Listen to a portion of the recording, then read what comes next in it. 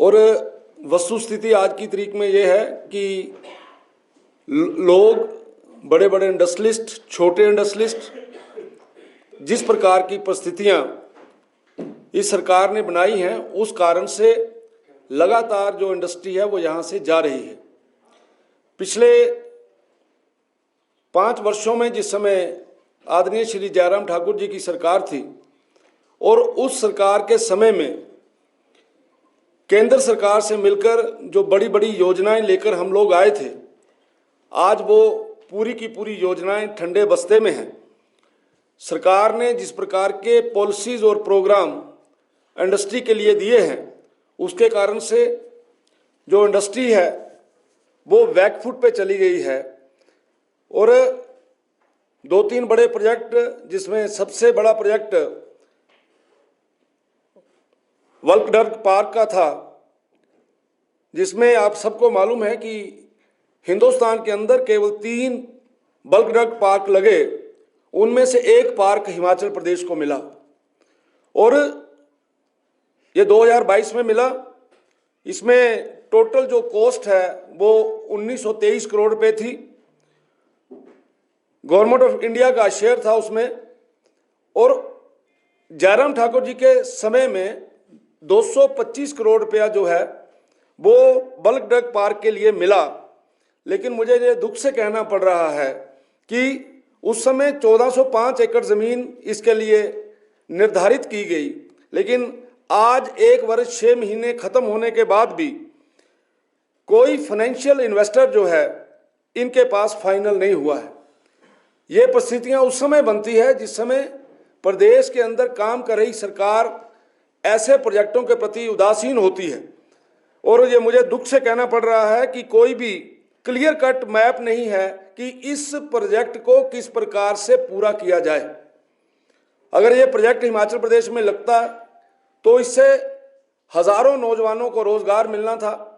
और ये जो बोलते हैं कि हम नौजवानों को रोज़गार देंगे, ये सबसे पहली एक ऐसी कड़ी आपको देखने में मिलेगी जिसमें मुझे ऐसा लगता है कि आने वाले समय में हमें ये ना सुनना पड़े कि वल्कडर्ग पार्क जो है वो हिमाचल प्रदेश से चला गया।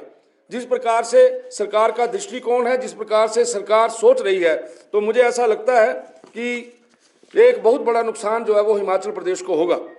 मेडिकल डिवाइस पार्क लाया गया था फरवरी 2021 में। उस प्रोजेक्ट की टोटल कॉस्ट जो थी वो 350 करोड़ रुपया थी।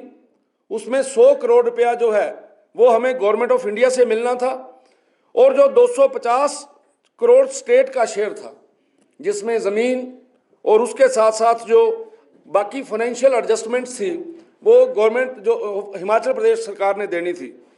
और आपके ध्यान में रहे कि लगभग 30 करोड़ रुपया सेंटर ने उस समय, जिस समय बीजेपी की सरकार थी, उस समय दिया। और सब्जेक्ट टू द कंडीशन था इसमें कि जब इंफ्रास्ट्रक्चर डेवलपमेंट होगी तो उसके बाद जो है वो 70 करोड़ रुपया जो है वो गवर्नमेंट ऑफ इंडिया देगी। लेकिन मुझे ये दुख से कहना पड़ रहा है कि 1 वर्ष 6 महीने बीत जाने के बाद इस प्रोजेक्ट के ऊपर किसी भी प्रकार का कोई काम नहीं हुआ है। हालात ये हैं कि जिन ठेकेदारों ने वहाँ पे काम किया है उन ठेकेदारों को पेमेंट्स नहीं दी जा रही।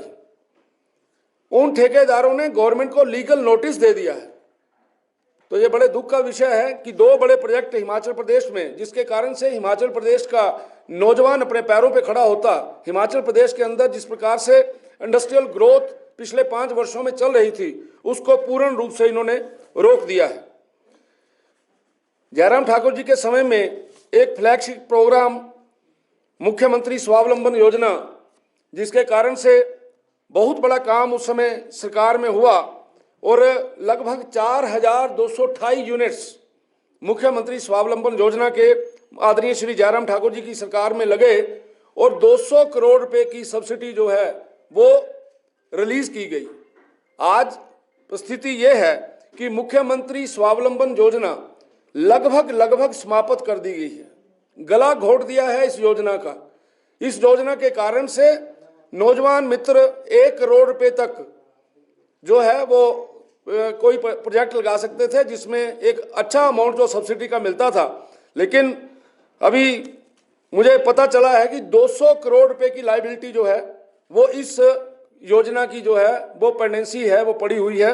और मेरे पास 2 जिलों के मैंने पता किए कि 150 के करीब जो केसेस हैं जो ऊना के पेंडिंग पड़े हैं।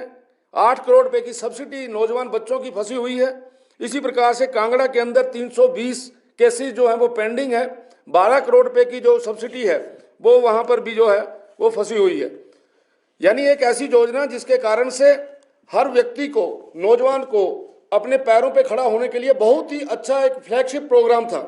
और मुझे बड़े दुख से कहना पड़ रहा है कि सरकार की नाकामियों, नालायकियों के कारण से ये जो योजना है ये योजना बंद हो गई।